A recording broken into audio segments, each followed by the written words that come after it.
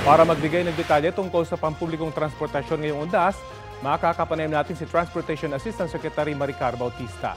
Magandang tanghali at welcome po sa Balitang Hali. Hi, good afternoon, Rafi. Good afternoon, Tony. Magandang hapon po. Unahin natin yung mga bus terminal. May mga biyaheng pa-probinsya na, fully booked na.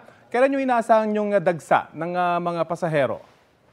Okay, ang inaasahan natin na actually nagsisimula na ngayon, no? Pero magpipik yan tomorrow and 31. Especially, di ba, nagkaroon naman tayo ng break din, yung wellness break. So marami ang nagtitake advantage para umuwi ng mas maaga. Pero ang peak niyan talaga would be tomorrow and on Friday. At meron na rin mga Monday, Saturday yan. Yeah. We understand nag-iikot na si ang Transportation Secretary. Ano yung mga naging puna niya? Ano yung pinaka-concern ngayon ng DOTR? Okay. So actually currently nandito kami ngayon sa PITX.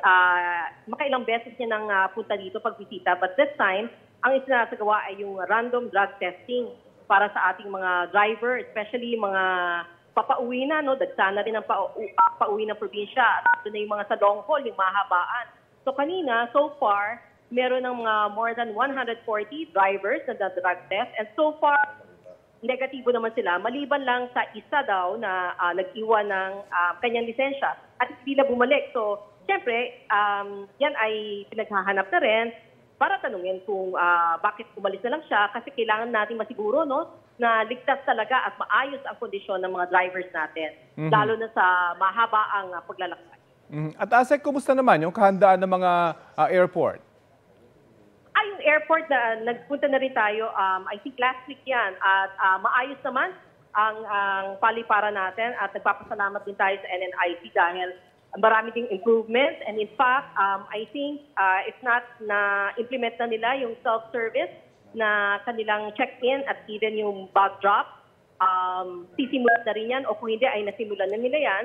So malaking tulong yan para mabilis ang pag-alis ng mga pasahero. But still, dahil sa in-expect nga natin yung influx ng mga tao, no, na aalis, if they can possibly be at the airport 3 or 4 hours to be sure na maging maayos at hindi sila maaberya sa ating palipat. Dahil asahan talaga napakaraming tao. Sa mga kapuso naman nating magdadrive para makauwi sa probinsya, kumusta naman yung kahandaan ng mga expressway? Pinatigil na rin ba yung mga improvements para hindi makasagabal sa trapiko? Yes, continuous ang ating coordination. Meron na rin tayong director ng mga tauhan ng LTO at LTFRB. So nakahanda naman tayo dyan. And in fact, kung pwede lang sila bumisita din sa ating DOTR website, ipapaskill po natin doon ang lahat ng mga ating hotlines na paki-save na lang po sa inyong phone para anytime po or na mga ilangan kayo ng kailangang hingan ng tulong, pakitawagan lang po ang lahat ng mga hotline ng mga attached agencies under DOTR. At kung pwede lang, Rafi, no, pwede lang na makiusap po kami sa lahat po ng mga magdadrive din na magbaon lang po tayo ng pasensya at lamig ng ulo dahil lately naman ho nakikita natin at naririnig natin, nababalita na yung mga road rage ay naku, wala hong idudulot yan ng kabutihan. Isipin na lang ho natin yung seguridad, hindi lang ho natin ng pansarili kundi ng pangkalahatan. At baka ho, kung kayo ay mauna pa o madamay, pwede hong masuspende ang inyong driver's license o at best ay maano po yan, ma-revoke na. So please lang po, hinay-hinay lang po tayo sa pagmamaneho. Pati siguro, Asek, yung mga mabilis magpatakbo, we have to remember, kasama nyo yun yung pamilya kapag kayo babiyahe.